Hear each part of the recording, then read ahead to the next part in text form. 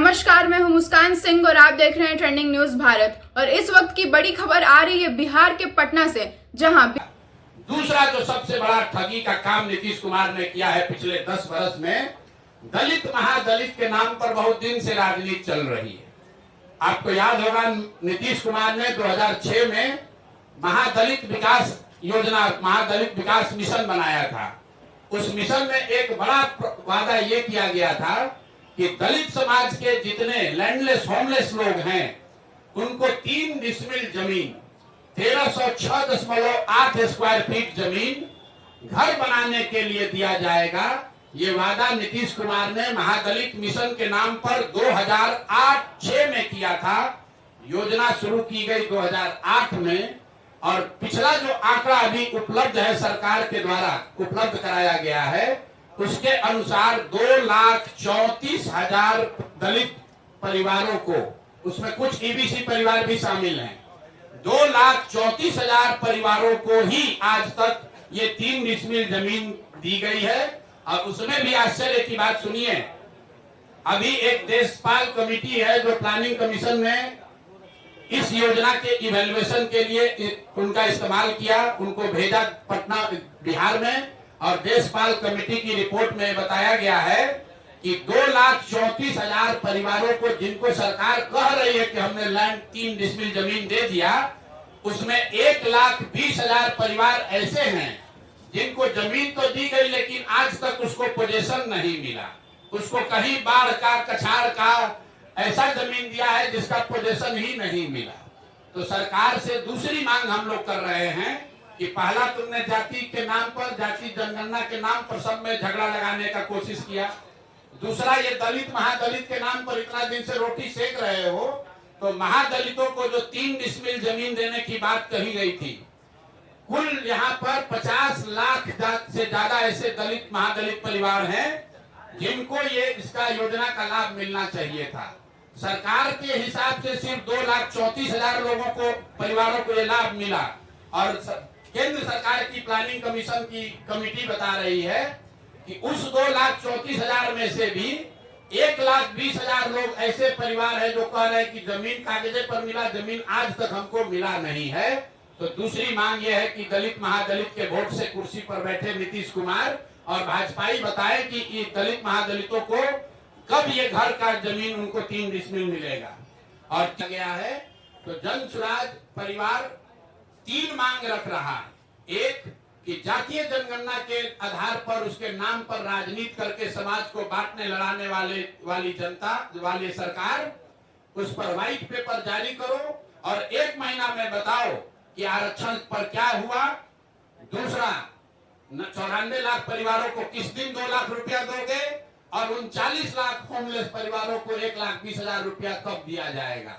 हम लोग की दूसरी डिमांड है कि 3 डिसमिल जमीन जो महादलित समाज को मिलनी चाहिए थी, दलित महादलित समाज के लोगों को, जिनका वोट लेकर नीतीश कुमार इतने दिन से बैठे हुए हैं, अब वो दलित महादलित परिवार चला जाने के लिए तैयार नहीं है। अगर 1,20,000 से कम परिवारों को ही 3 डिसमिल जमीन मिली है, तो 48 लाख से ज्यादा परिवारों को 3 डिसमिल जमीन कब मिलेगी।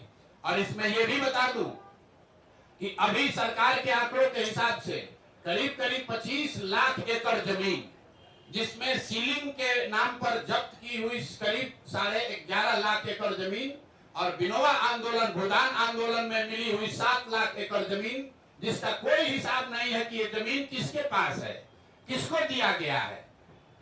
25 लाख एकड़ जमीन जो सरकारी रिकॉर्ड के हिसाब से उपलब्ध है गरीबों को बांटे जाने के लिए, किसी से लेना छीनना नहीं है, किसी के पास रिकॉर्ड नहीं है कि उस जमीन का 6.8 लाख एकड़ जमीन जो विनोबा भावे के प्रयास से भूदान आंदोलन में लिया गया, वो किसको दिया गया, किसको बांटा गया, किसी को मालूम नहीं है। करीब 12 लाख एकड़ जमीन यहाँ सीलिंग के नाम पर जब्त किया गया या सीलिंग के नाम पर लिया गया, वो जमीन किसको मिली वो भी किसी को पता नहीं है। तो हम लोग की दूसरी मांग ये है कि ये 3 डिसमिल जमीन जो 50 लाख परिवारों को, दलित और महादलित परिवार को आपको देना था, ये कब तक पूरा करोगे ये बताओ। और तीसरी ये बात है कि भूमि सर्वे के नाम पर ये जो नया उद्योग तुमने शुरू किया है और अफसरों के जरिए महीनों में करोड़ों रुपया की सरकार उगाही कर रही है, इसको तुरंत बंद कीजिए। नहीं बंद कीजिएगा तो परिवार, हर बिहार के हर परिवार में झगड़ा होगा और भ्रष्टाचार बढ़ेगा। नई सरकार को आने दीजिए, नई सरकार आएगी, वो नए तरीके से अन्य राज्यों के अनुभव के आधार पर बिहार में कैसे इस काम को बड़ी बेहतर तरीके से किया जा सकता है वो करेगी। तो यही 3 मांग है। 94 लाख परिवारों को 2 लाख रुपया कब दोगे ये बताओ। 50 लाख महादलित परिवारों को 3 डिसमिल जमीन कब मिलेगा ये बताओ। और भूमि सुधार कब रोक रहे हो, ये पैसा अपना वसूलने का धंधा कब बंद कर रहे हो ये बताओ। ये तीनों मांग लेकर आपके सामने आज हम लोग आए हैं। 1 महीना का सरकार को समय दे रहे हैं, सरकार को 1 महीना का समय दे रहे हैं। 11 मई से बिहार के हर गांव में 40,000 से ज्यादा रेवेन्यू गांव में जन सुराज वहां बैठक करेगी और लोगों से इन 3 मुद्दे पर उनसे वार्ता करके इस विषयों पर सिग्नेचर कैंपेन, हस्ताक्षर अभियान शुरू करेंगे। और हम लोग 11 जुलाई को 1 करोड़ लोगों का इन 3 मुद्दों पर 1 करोड़ लोगों का हस्ताक्षर लेकर मुख्यमंत्री और राज्यपाल दोनों को हम लोग जाकर ज्ञापन देंगे। लेकिन ये मामला वही नहीं रुकेगा। इसके बावजूद अगर सरकार ने एक्शन नहीं लिया तो आपके इंटरेस्ट के लिए बता देते हैं, इस विधानसभा का जो अंतिम सत्र अभी होने वाला है, उस सत्र में जन सुराज अपनी पूरी ताकत से विधानसभा को घेर। नेताओं ने जिन्होंने जातीय जनगणना कराने की घोषणा की, 500 करोड़ रुपया बिहार सरकार का खर्च करके जातीय जनगणना कराया, उनके नियत कभी भी किसी जाति की मदद करने की नहीं थी। वो इस जातीय उन्माद को फैलाकर फिर से समाज में राजनीतिक रोटी सेकना चाहते थे। ऐसा इसलिए हम कह रहे हैं, जब आपके सामने आंकड़े रख रहा हूं कि जातीय जनगणना में क्या निकल कर आया और 2 बरस करीब 18 महीने हो गए जातीय जनगणना के। रिपोर्ट 2 अक्टूबर 2023 को प्रकाशित किया गया। 7 नवंबर 2023 को विधानसभा के पटल पर ये रिपोर्ट रखी गई और 22 नवंबर 2023 को नीतीश कुमार ने, तब तेजस्वी यादव के साथ जो सरकार चला रहे थे, मिलकर जातीय जनगणना के आधार पर 5 बड़ी घोषणाएं की। अब उनकी हकीकत आप देख लीजिए। जातीय जनगणना में सरकार ने ये माना कि 34% से ज्यादा लोग बिहार के गरीबी रेखा से नीचे आज भी रह रहे हैं। लेकिन ये महत्वपूर्ण आंकड़ा नहीं है। महत्वपूर्ण आंकड़ा ये है कि 30-35 साल से सामाजिक न्याय की राजनीति करने का दावा करने वाले लोग, इनके शासन के बाद भी जब जातीय जनगणना का रिपोर्ट आया उसमें बताया गया कि 5% से कम, मैं फिर से रिपीट कर दे रहा हूं कि 5% से कम दलित और अति पिछड़ा समाज के 5% से कम लोग ही 12वीं क्लास पास करते हैं बिहार में। जिन लोगों ने रिपोर्ट बनवाया उन्होंने पढ़ा भी नहीं। सिर्फ 5% से भी कम दलित और अति पिछड़ा समाज के लोग 12वीं क्लास पढ़ते हैं। आरक्षण की लड़ाई लड़ने की बात करने वाले लोग 35 साल के बाद 0.93% अति पिछड़ा समाज के लोग आज सरकारी नौकरियों में हैं। 2 बरस पर इस पर कोई चर्चा नहीं हुई। तो जब नीतीश कुमार ने 22 तारीख को इसकी घोषणा की कि इस रिपोर्ट के आलोक में हम लोग क्या क्या करेंगे, तो एक चर्चा उन्होंने की जिसकी आप लोगों ने भी जिसको फॉलोअप किया कि आरक्षण की सीमा को 50 से बढ़ाकर 65 या 75 किया जाएगा। इसका हम लोग रिकमेंडेशन केंद्र सरकार को भेज रहे हैं। तो मैं अब पहला मांग ये कर रहा हूं नीतीश कुमार से कि भैया केंद्र में भी तुम्हारी सरकार है और राज्य में भी तुम्हारी सरकार है और सामाजिक न्याय के आप पुरोधा भी हैं। तो अब आप बता दीजिए कि जो आपने केंद्र में आरक्षण बढ़ाने का मांग यहाँ लिखित भेजा था, उस पर अभी स्थिति क्या है। सरकार ये बताए समाज को कि आपने आरक्षण बढ़ाने की जो मांग करी थी उस पर आज स्थिति क्या है, या आप उसको भूल गए, बेवकूफ बना रहे थे सबको। और तेजस्वी यादव भी बताएं कि विपक्ष के नेता होने के नाते उन्होंने इस पर अभी तक क्या किया है। लेकिन दूसरा जो महत्वपूर्ण बात है जिस पर कम चर्चा हुई, उस रिपोर्ट के आधार पर 22 नवंबर 2023 को नीतीश कुमार ने घोषणा की कि 94 लाख परिवारों को, जिसमें हर जाति के गरीब लोग शामिल हैं, 94 लाख परिवारों को रोजगार के सहायता के लिए 2 लाख रुपए प्रति परिवार 5 वर्षों में किस्त के आधार पर दिए जाएंगे। तो भैया 2 बरस का बजट हो गया। हम इंतजार कर रहे थे, क्योंकि अगर पहले कहते तो ये लोग कहता कि अभी 5 वर्ष में कहें तब न होगा। तो 2 बरस पूरा हो गया। मैं सरकार से ये पूछना चाहता हूं, जनसुराज परिवार ये जानना चाहता है कि 94 लाख लोगों को जिनको 2-2 लाख रुपया देने का आपने वादा किया था, उसमें कितने लोगों को आपने कितना पैसा दिया? और अगर नहीं दिया तो मान लीजिए कि जैसे आपके मोदी जी, आपके जो आजकल जिनके आप लाडले मुख्यमंत्री हैं, मोदी जी ने जैसे 15 लाख रुपया सबको देंगे का जुमला फेंका था, आप भी ये मानिए कि आपने भी ये बिहार के लोगों को जुमला दिया था कि 94 लाख परिवारों को, और इसमें सिर्फ किसी जाति विशेष के लोग नहीं हैं, विधानसभा के पटल पर। और आपको मैं कह रहा हूं 22 नवंबर का नीतीश कुमार का ट्वीट देख लीजिए, उनके ऑफिशियल हैंडल से ये ट्वीट किया गया है कि 94 लाख गरीब परिवारों को 2 लाख रुपया की राशि दी जाएगी। अभी तक एक परिवार को 1 रुपया भी नहीं दिया गया है। तीसरी जो बड़ी घोषणा उन्होंने की थी कि 39 लाख परिवारों को जो होमलेस है, लैंडलेस हैं, उनको 1,20,000 रुपया घर बनाने के लिए दिया जाएगा। तो मैं तीसरी मांग ये कर रहा हूं कि जातीय जनगणना के नाम पर समाज को लड़ाने की जो योजना आपने बनाई थी वो तो कामयाब हुई नहीं। ये बता दो कि 39 लाख लोगों में से कितने लोगों को 1,20,000 रुपए की राशि दी गई है।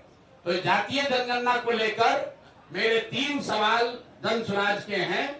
पहला कि आरक्षण बढ़ाने के लिए जो आपने दावा किया था कि आप केंद्र सरकार को रिकमेंड कर रहे हैं, उस पर आज स्थिति क्या है? किस तारीख को आपने रिकमेंड किया और केंद्र सरकार ने उस पर क्या निर्णय दिया?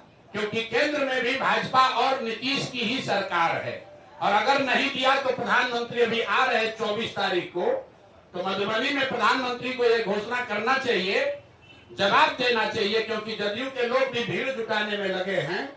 सरकारी खर्चे पर डीएम सीडीपीओ से लेकर सारा प्रशासन लगा हुआ है, सरकारी खर्चे पर भीड़ जुटाई जा रही है। तो उसमें मोदी जी को और नीतीश जी को बताना चाहिए कि जातीय जनगणना के आधार पर आरक्षण बनाने के प्रस्ताव की स्थिति आज क्या है। दूसरा, 94 लाख परिवारों को जो 2 लाख रुपया आपने देने की बात कही थी, उसकी स्थिति क्या है? हम लोग की जानकारी के हिसाब से, आप लोग भी पत्रकार है, अभी तक के बजट में, 2 बजट में इस योजना के तहत 1 रुपया का भी प्रावधान नहीं किया गया है। और तीसरी बात कि आपने 39 लाख जो होमलेस, लैंडलेस, खासकर दलित समाज के लोग थे, उनके लिए अभी तक 1,20,000 रुपया जो जारी करने के लिए कहा था, उसमें कितना पैसा जारी किया? तीसरी एक बड़ी यहाँ पर राजनीति की जा रही है भूमि सुधार, भूमि सर्वे के नाम पर। आप में से कई लोगों को ध्यान होगा, भूमि सर्वे का काम यहाँ पर 2013 से शुरू किया गया है। जो पूरे देश में भूमि सुधार के दूसरे राज्यों में अनुभव हैं, उसके आधार पर अभी तक का रहा है कि 2 से 5 वर्ष में राज्य सरकारें इस तरह का भूमि सुधार, लैंड डिजिटाइजेशन सर्वे का काम पूरा कर लेती है। बिहार सरकार में जो लूट मची हुई है, जो कुव्यवस्था है, उसका आलम है कि 2013 में शुरू हुआ लैंड सर्वे, फरवरी 2025 में अभी तक सिर्फ 17,30,000 एकड़ जमीन ही सर्वे में डिजिटाइज हुआ है, जो बिहार में उपलब्ध जमीन का 20% से कम है। 5 वर्ष में 20% से कम जमीन का सर्वे के जरिए डिजिटाइजेशन हुआ। 80% जमीन का सर्वे और डिजिटाइजेशन अभी भी पूरा नहीं हुआ है, और ये पूरा इसलिए नहीं हुआ है कि सरकार ने इस सर्वे कराने के लिए न कोई व्यवस्था बनाई, न इनके पास वो टेक्नोलॉजी है, न संसाधन है। आंध्र प्रदेश में, तेलंगाना में बिहार के बाद सर्वे शुरू किया गया, और 3 वर्ष में उन्होंने टेक्नोलॉजी और ड्रोन के जरिए 1-1 इंच 80% जमीन का अपना सर्वे करके कंप्लीट कर लिया। और इसमें एक और बड़ी बात सुनिए, जमीन सर्वे का असर यह है कि घर घर में लड़ाई लगा दी, भाई बहन में लड़ाई लग गया, आप में आपके फुआओं के परिवार में लड़ाई लग गया। जमीन के मालिकाना हक के लिए लोग लड़ रहे हैं, और ये हम नहीं कह रहे। पिछले साल जो बिहार सरकार का क्राइम का आंकड़ा है उसमें बताया जा रहा है कि जितनी हत्याएं यहाँ सरकार ने रिकॉर्ड की उसमें 60% से ज्यादा हत्या के मूल में जमीन से जुड़ा हुआ विवाद है। ये बिहार सरकार का आंकड़ा है। फिर से मैं रिपीट कर रहा हूं, ये जमीन का सर्वे शुरू हुआ है 2023 से। अभी तक सरकार के आंकड़ों और दावों के बावजूद सिर्फ 20% लैंड का सर्वे कंप्लीट हुआ और इसकी कमियों की वजह से इसमें जो लूट मची हुई है, जो भ्रष्टाचार फैला हुआ है, जमीन का दाखिल खारिज में, पेपर निकालने में, वंशावली बनाने में, जमाबंदी में इतनी परेशानी हो रही है, हजारों करोड़ रुपया लूटा जा रहा है। और इसी बिहार में जैसा आप लोग जानते हैं सबसे ज्यादा सीओ और डीसीएलआर वगैरह का पोस्टिंग के लिए खुलेआम 30 लाख, 40 लाख, 50 लाख रुपया देखिए सारे पत्रकार लोग मोड़ी हिला रहे हैं। हाँ भैया बात तो ठीक है, 25 से 50 लाख रुपया लेकर पोस्टिंग की जा रही है। तो ये जो सर्वे शुरू हुआ है ये अंचलाधिकारियों को और राजस्व से जुड़े हुए पदाधिकारियों के द्वारा धन उगाही का नया उद्योग शुरू किया गया है।